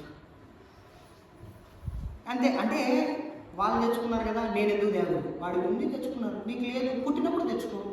అవన్నీ వ్యామోహాలు, అవన్నీ శాశ్వతమే కాదు. అప్పటి నుంచే చెప్తున్నారు. భగవంతుడు మాత్రమే శాశ్వతం, భక్తి మాత్రమే శాశ్వతం ఎప్పుడు కూడా. అంతే తప్ప మనకు అది లేదు, మనకి ఇది లేదు, తక్కువేమి మనకు రాముడు ఒక్కడుండు వరకు ఏం అవసరం. రాముడే ఉన్నంత వరకు మనకేం తక్కువే, రాముడే మనకు ఉన్నాడు, ఇంకెందుకు తక్కువ మనకు. తక్కువేమి మనకు రాముడు ఒక్కడుండు వరకు. రామదాసు కీర్తన, రాముడు ఉన్నంత వరకు మనకి ఏది తక్కువ కాదు, ఆయన ఉంటే చాలు. ఆయనే సర్వం, సర్వం ఆయన అయినప్పుడు మనం ఏది ఆలోచించాల్సినటువంటి పని లేదు. జరుగుతుంటుంది, అదే ఏది జరగాలనుకుంటే జరుగుతుంటుంది. అంటే దాన్ని మనం ముందరికి వెళ్తూ ఉండాలి పోటీపడి. ఏమైనా కానీ చూసుకున్నామని ఏ కష్టాలయ్యా మనకు, మహా అంటే అప్పులు ఉంటాయి, మనిషికి అప్పులు ఉంటాయి, కష్టాలు, ఇంట్లో బాధలు ఉంటాయి. ఎవరికి లేవు బాధలు? 14 ఏళ్ళు వనవాసం చేసాడు, నువ్వు చేస్తావా ఇప్పుడు వనవాసం? ఫోన్ లేకుండా 2 నిమిషాలు ఉండలేము, ఫోన్ లేకుండా ఉండలేము. అంటే ఫోన్ ఇస్తే వనవాసం చేస్తారండి ఇప్పుడు పిల్లలు. 14 ఏళ్ళు 20 ఏళ్ళే చేస్తారు. ఫోన్ ఇస్తే సార్ అలవాటు పడిపోయింది కాబట్టి. 14 ఏళ్ళు వనవాసం చేసాడు, కూర్చొని లేదంటే లేయి, దశరథుడు కూర్చోండి, రాముడు కూర్చొని లేదంటే లేయాలంతే. ఇప్పుడు ఎవరు వింటున్నారు మాట చెప్పండి? అది కష్టం, మనది కష్టం. మనకు 14 ఏళ్ళు వనవాసం చేసి భార్యను అపహరించినటువంటి వాడి మీద వెళ్ళి నానా తంటాలు పడి యుద్ధం చేసి భార్యను తీసుకొస్తే మళ్ళీ రాజ్యానికి వచ్చిన తర్వాత మళ్ళీ సీతమ్మని అడవిలో పాలు చేసి ఎన్ని కష్టాలు అనుభవించినాడండి ఆయన. ఆ కష్టాలతో కలిసి మనం ఒక కష్టాలు అసలు ఆయనను మించిన కష్టాలు మనకు ఉంటాయి అసలు నాకు తెలిసి ఉండవు. ప్రపంచంలో ఎవరికి కూడా ఉండవండి కష్టాలు. రాముడికేనా, కృష్ణుడికి కూడా కష్టాలు మనం అనుకుంటాం. రాముడు కష్టాలు పడ్డారు, కృష్ణుడు మరీ కష్టాలు పడ్డాడు. పుట్టిందో ఒక తల్లి, పెంచిందో ఒక తల్లి. పుట్టింది ఒక తల్లికి అయితే పెంచింది ఒక తల్లి. ఆయనదే కష్టం చూడాలి. పుట్టినప్పుడే మేనమామ చంపాలా, అది ఇంకా పెద్ద కష్టం. కంసుడు మేనమామ చంపేది, అది ఏంటండి ఎంత కష్టాలు, కష్టాలే కదా అవన్నీ. మరి అర్జునుడికి రథసారథం చేసేటప్పుడు కురుక్షేత్ర యుద్ధంలో కృష్ణుడు, మనం ఆటోలో వెళ్తే ఆటో డ్రైవర్కి అన్న రైట్లో పోన్నా, అన్న లెఫ్ట్లో పోన్నా అని చెప్తుంటాం. యుద్ధం చేస్తుంటారుగా, కృష్ణ ఇట్లా పో, కృష్ణ అట్లా పో అని చెప్పడానికి టైం ఉండదు. అక్కడ బాణాలు వేయడానికే టైం ఉండదు. ఇంకా రైట్ పో లెఫ్ట్ పోవడానికి టైం ఏడు ఉంటుంది. కృష్ణుడికి కుడి కాలుతుంది అంతే, కుడి వైపు ఎడమ కాలుతుంది అంతే, ఎడమ వైపు కృష్ణుడికి కాలుతుంది అన్నాడు అర్జునుడు. ఎవరు భరిస్తారయ్యా కష్టాలు? నువ్వు భరిస్తా? కుడి కాలుతుంది అన్నాడు కృష్ణుడిని అర్జునుడు, కుడివైపు, ఎడమ కాలుతుంది అంతే ఎడమ వైపు. ఎందుకు? భక్తి ఉన్నందుకు అర్జునుడి దగ్గర దాసోహం అయిపోయినాడు. అంత భక్తి ఉన్నందుకు కృష్ణుడు దాసోహం అయిపోయినాడు అర్జునుడికి. భీష్ముడు వేసినటువంటి బాణాలకు మొత్తం దిగిపోయినాయి బాణాలు ఎక్కడొక్కడ. అర్జునుడికి తట్టుకోలేకపోయినాడు. ఇచ్చినాడు మాట, ఏమిచ్చాడు? నేను ఆయన పట్టను యుద్ధంలో అన్నాడు. పట్టాడా లేదా? మరి కృష్ణుడు అబద్ధం చెప్పినాడు. కృష్ణుడు ధర్మం తప్పినాడు. మన వాళ్ళకి ధర్మసూత్రాలు బలి గుర్తొస్తాయి టైంకి. ఎట్లా అంటే ప్యాకెట్ ఆడుతుంటారు, ధర్మరాజు ఆడాడు తప్ప చూడు. ఆయన ఎందుకు ఆడాడు తెలుసుకో ఫస్ట్. ఆయన ఎందుకు అన్నాడో మనకు తెలియదు కదా. ఒక ధర్మరాజు ఆడే నేను ఆడతా అంటే అది కరెక్ట్ కాదు. ధర్మరాజు అన్నాడు నేను ఆడతా. కృష్ణుడు దొంగతనం చేసినాడు, ఏం చేస్తాడు? తప్పేది. కృష్ణుడు ఏం దొంగతనం చేశాడు? వెన్నె మాత్రమే చేశాడు, సెల్ ఫోన్లు సిమ్ కార్డులు కాదు. వెన్నెనేందుకు దొంగతనం చేశాడు ఆయన? దానికి ప్రత్యేకత ఉంది ఇంకా చెప్పుకోవాలంటే. వెన్నెనేందుకు దొంగతనం చేశాడు ఆయన కృష్ణుడు? వెన్నె నుంచి ఏం పుడుతుంది? నెయ్యి పుడుతుంది. వెన్నె నుంచి ఏం పుడుతుంది? నెయ్యి పుడుతుంది. నెయ్యి ఎక్కడ వేస్తాం తెలుసా? మనం హోమంలో వేస్తుంటాం తెలుసా మీకు? హోమం ఏదైనా అగ్నిహోత్రం చేసేటప్పుడు హోమంలో నెయ్యి వేస్తాం. ఎందుకంటే అగ్నిదేవుడి ద్వారా మనకు భగవంతుడికి చేరుతుంది. మనకు భగవంతుడికి మధ్యలో ఉండేవాడు అగ్నిదేవుడు. అగ్నిం దూతం వృణీమహే అంటారు హనుమంతుని. అగ్నిం దూతం వృణీమహే, మనకు భగవంతుడికి మధ్యలో దూత, ట్రాన్స్ఫార్మర్ ఎవరంటే అగ్ని, ఫైర్. అక్కడ రాముడికి సీతమ్మకు దూత ఎవరు? హనుమంతుడు. సో హనుమంతుడు అగ్ని, అగ్నితో సమానం అని కూడా చెప్తారు. అలా చెప్పుకుంటూ పోతే హనుమ పేరు గురించి మనం ఒక రోజు మాట్లాడుకోవచ్చు. హనుమ అనే పేరు గురించి ఒకరోజు, ఈరోజు రాత్రి అంతా ఇది ఇంకా హనుమంతుడి పేరు గురించి మాట్లాడితే నైట్ తెల్లగా ఎత్తిపోతున్నా హనుమ అనే పేరు ఎందుకు వచ్చింది. హనుమ ఏ పదమైనా కూడా అక్షరాలతోనే మొదలవుతుంది. అంటే అచ్చులు ఆ ఇవు ఆ అమ్మ వరకు ఏ అక్షరమైనా కానీ ఖా అయినా ఆ ఉంటుంది, గా అయినా ఆ ఉంటుంది, చి అయినా ఈ ఉంటుంది దాంట్లో ఖచ్చితంగా. హనుమ, హ అంటే ఆ, ను అంటే ఊ, మకారం ఎలాగుండేది సంస్కృతంలో అలాగే తీసుకోవాలి. అకార ఉకార మకారాలతో కలిసింది ఏంటంటే ఓంకారం. ఓంకారం ఎవరంటే హనుమంతుడు. అంతే, ఓంకారమే హనుమంతుడు. అగ్నిదూతం వృణీమహే అట్లా కూడా చెప్పుకోవచ్చు హనుమంతుడి గురించి. వాళ్ళ తర్వాత ఆంజనేయుడు. సరే, ఈ విషయాలు చెప్పుకుంటూ పోతే అట్లా కృష్ణుడు అన్ని బాధలు పడ్డాడు. భీష్ముడు వేసిన బాణాలకు తట్టుకోలేకపోయినాడు అర్జునుడు. కింద పడిపోతే, ఏమయ్యా నేను రథంలో ఉన్న భక్తుని నిలబడతావు, నేను తమాషా ఏమంటావు, ఎలా పడతావు, అర్థం కాలేదు నాకు. మాట ఇచ్చాను ఆయుధం పట్టాలని మాట ఇచ్చాను, కానీ ఏం చేశాడు? దూకే రథంలో నుంచి. కుప్పించి ఎగసిన కుండలముల కాంతి గగన భాగం వెళ్ళ గప్పి కొనగా నురిగిన నోర్వక నుదరంబులో ఉన్న జగమున వేగుల జగతి కలగా. ఆ యొక్క రథంలో నుంచి దూకితే ఆ యొక్క చెవులకు ఉన్నటువంటి కవచ కుండాలు కమ్మలు ఏవైతే ఉన్నాయో ఊగేసరికి సూర్యుడు మబ్బు కమ్మిపోయాడు. కృష్ణుడు దూకేసరికి ఆయుధం లేదు, బండి చక్రం ఉంటుంది, పీకేసాడు. ఎవరి మీదకి? భీష్ముడి మీదకి. నేనుంటే నువ్వు నా భక్తుని కొడతావు, రథంలో ఉన్నాడు. నేను ఈరోజు ఇచ్చిపెట్టలేదు, భీష్మ ఈరోజు నీకు చంపేస్తా అన్నాడు. అర్జునుడు వచ్చి కాలు పట్టుకున్నాడు. మర్యాద లేదు, మాట ఇచ్చావు, నువ్వు ఆయుధం పడ్డాను మళ్ళీ కాలు పట్టుకుని ఏది నువ్వు అంత అని అర్జునుడు అడిగితే, నువ్వు ఫస్ట్ వదిలేదు భీష్ముడు. ఎట్లా పోయాడు భీష్ముడి మీదకి? కృష్ణుడు కరిగి లంఘించి సింగం కరణి మీద అసలు ఎలాగైతే ఏనుగు మీదకి సింహం ఎట్లా దుంకుతుందో అట్లా దుంకినాడు. దూకి పట్టుకుంటుంటే ఆ యొక్క ఎవరైతే నన్ను చంపడానికి వస్తున్నాడో ఆ శ్రీకృష్ణ పరమాత్ముడే దిక్కునైనా చంపేనైనా వచ్చి అన్నాడు భీష్ముడు కూడా. అంత పరమభక్తుడు భీష్ముడు కృష్ణుడికి. మరి ఏ సందర్భం అట్లా ఏర్పడిందంటే అంతే, సమయం, ఎవరి సమయం అట్లా జాగాలనుకుంటే అట్లా సాగుతూ ఉంటుంది. అందుకే భీష్ముడు కౌరవుల వైపు వెళ్ళాల్సి వచ్చింది. అట్లా ఉంటుంది.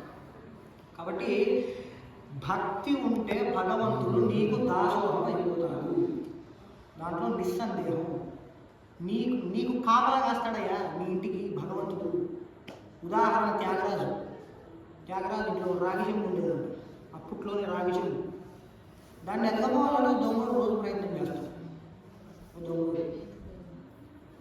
రోజు పోతాడు, దొంగతనం చేయలేడు, ఇంటి ముందర పోతాడు, ఎన్నికి వస్తాడు, ఇంటి ముందుకు పోతాడు, ఎన్నికి వస్తాడు. ఓ రోజు ఏమైందంటే త్యాగరాజు చెంబు తీసుకొని బయటకు వచ్చినాడు ఏదో పని మీద. వీడికి దొరికినాడు. స్వామి చెంబు ఇచ్చే నాకు నేను అట్లా పోలేము. ఏమి చెంబు ఏం చేస్తాడు? స్వామి రోజు ఈ చెంబు ఎత్తుకపోదానికి రోజు ప్రయత్నం చేస్తున్నా, నీ ఇంటి ముందు ఇద్దరు బాణాలు పట్టుకుని నిలబడి నన్ను లోపల పోనీయట్లేదు, చాలా ఇబ్బంది పెడుతున్నారు నన్ను. రోజు ఈరోజు నువ్వు బయటకు వచ్చినా పడుతుంది. అసలు ఆ బాణాలు పట్టుకొని నిలబడింది రాముడు లక్ష్మణుడు. త్యాగరాజు ఇంటికి కాపలా కాసింది. ఏమవసరం అయ్యా కాపలా కాయాల్సిన పని? త్యాగరాజు అంత పరమ భక్తుడు రాముడికి. అంతే, సరెండర్ అయిపోతాడు ఆయన. అంతే, భక్తి ఉందంటే ఆయన మనతోనే ఎక్కడ పోడు. అందుకే భాగవతంలో శ్రీకృష్ణుడు చెప్పాడు, నాయన నా పేరు చెప్పి ఎవరైనా 10 రూపాయలు దానం చేస్తే వాడికి 10 రెట్లు ఎక్కువ ఇస్తా. తీసుకొని అయినా తిరుగు జై శ్రీకృష్ణ, జై శ్రీరామ, జై పరమేశ్వర యాదవ్ అని దానం చేస్తే వాడు 10 రూపాయలు ఇస్తాడు, 10 రెట్లు ఇస్తా అంటే 100 రూపాయలు ఇస్తా. ఎవరైనా నా గురించి భూమి చెప్తే నేను వైకుంఠంలో వాడి గురించి చర్చిస్తా. నేను నిరంతరం వాడి మనసులో నన్నే ధ్యానం చేసుకుంటున్నానంటే నేను వైకుంఠంలో ఉన్నాను, కైలాసంలో ఉన్నాను, ఎక్కడున్నాను వాడి పక్కనే కూర్చేయండి ఎప్పుడు. అంటే చాలా నాకు వాడుంటే చాలు. మద్భక్తాహయత్ర గాయని తప్పకిష్టాన్ని. ఈ ఊరి యొక్క గొప్ప విశేషం ఏంటంటే రోజు హరినామ సంకీర్తన చేస్తున్నారు ఈ ఊరిలో. నాకు చాలా ఆనందమైనటువంటి విషయం. ఎక్కడైతే భక్తులు పాడుతూ ఉంటారో అక్కడే భగవంతుడు తిష్ట వేసుకొని కూర్చుంటారు. ఆయనకు సంగీతం అంటే అంత ఇష్టం. మద్భక్తాహ ఎత్ర గాయంతి తత్ర తిష్టామి నారద. నారదుడికి చెప్పినాడు శ్రీ మహావిష్ణువు సాక్షాత్తు, నా భక్తులు ఎక్కడైతే నా గురించి పాడుతూ ఉంటారో నేను ఎక్కడ ఉండను, వాళ్ళ దగ్గర ఉంటాను. అంతే, భక్తికి సరెండర్ అయిపోతాడు భగవంతుడు, దాసోహం అయిపోతాడు. దాసోహం దాహ, దాసుడు దాస, దాన్ని తిప్పేస్తే సదా, దాస సదా. సదా అంటే ఎల్లప్పుడూ, ఎప్పుడు కూడా, ఎప్పుడు ఆయనని మనం స్మరణ చేసుకుంటుంటే ఆయన రివర్స్ అవుతుంది, దాస దాస అలాగే. కాబట్టి భక్తి అనేటువంటి మార్గంలో ఖచ్చితంగా మనుషులు నడవాలి, నైతిక విలువలు తెలుసుకోవాలి. తల్లి, తండ్రి, గురువు, దైవం, చివరిగా దైవం. ఫస్ట్ తల్లి, తర్వాత తండ్రి, తర్వాత గురువే, ఆ తర్వాత ఆయన. ఈ మూడు ఈ మూడు వ్యక్తుల దగ్గర మనం కరెక్ట్గా ఉన్నామంటే ఆటోమేటిక్గా ఆయన మనతో ఉంటాడు.